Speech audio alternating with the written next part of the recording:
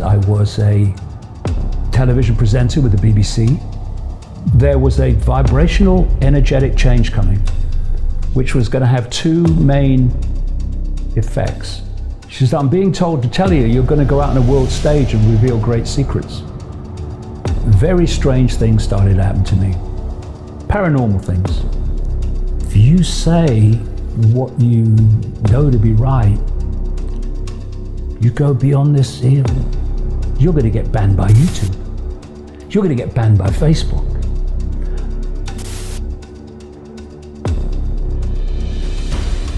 Back in the 1980s, I was a television presenter with the BBC.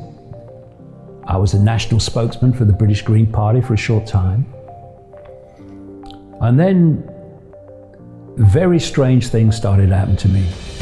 Paranormal things. And I ended up trying to work out what the heck was happening to me in a psychic's front room. Name was Betty Shine, and I went to about 4 times. The first 2 times, not a lot happened. Third time, she starts going into psychic mode, and I'm going, you know what's going on? She said to me, this was March 1990.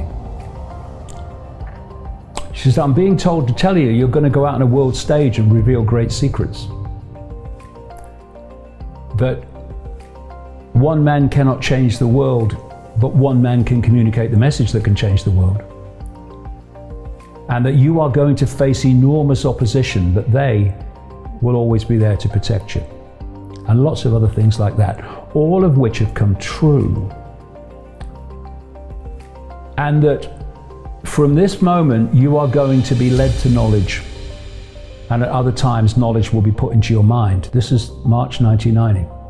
And I'm like, something here, literally here, was saying, go with it, go with it. Other parts of me were going, what?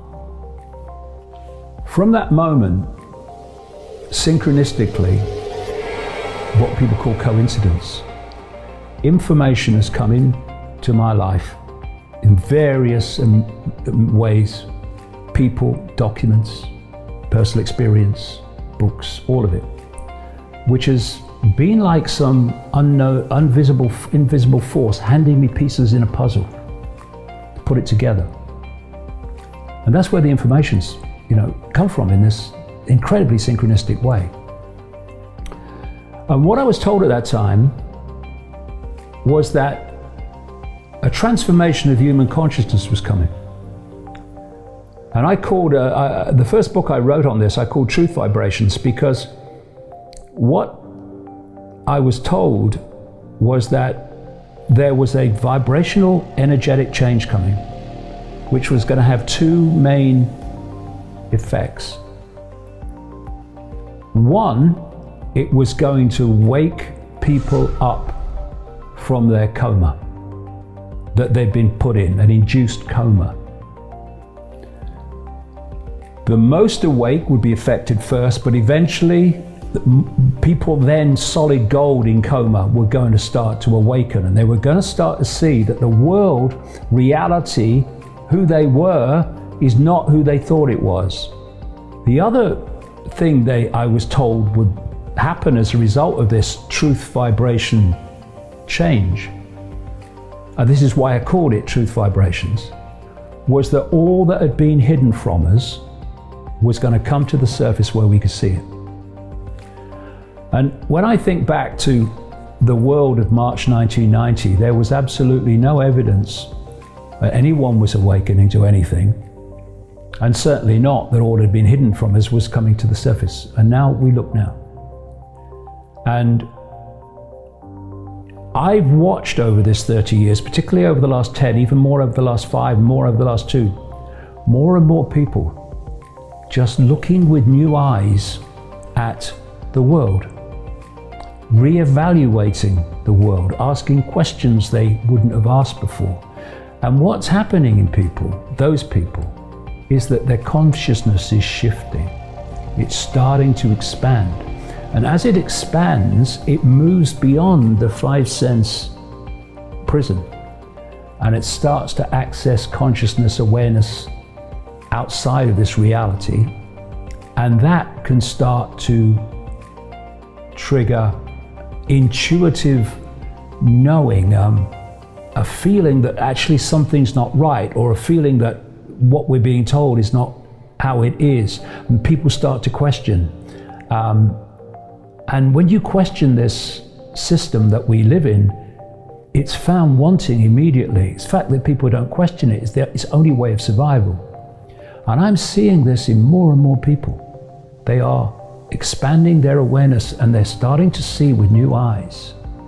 And the key is opening this, because this is our connection to that expanded state of consciousness. And when you open that, not only do you access intuitive inspiration and all that stuff, you lose the fear that is the human prison. Because love does not fear. Love is the absence of fear, as evil is the absence of love. And so this gives you an extraordinary freedom where you just do what you know to be right, and you just say what you know to be right. So this would have said in the last few weeks, David, if you say what you know to be right, you go beyond this hill, you're going to get banned by YouTube. You're going to get banned by Facebook, and all the rest of them.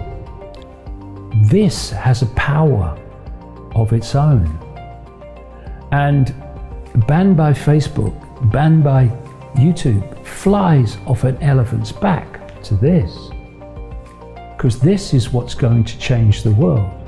Because this, closing it, is what's got us into this mess. Because once you close that, and fear will close it, your perceptual point of observation goes here immediately, or here, emotion. And you become imprisoned in the bubble of the five senses. When you open that, everything changes.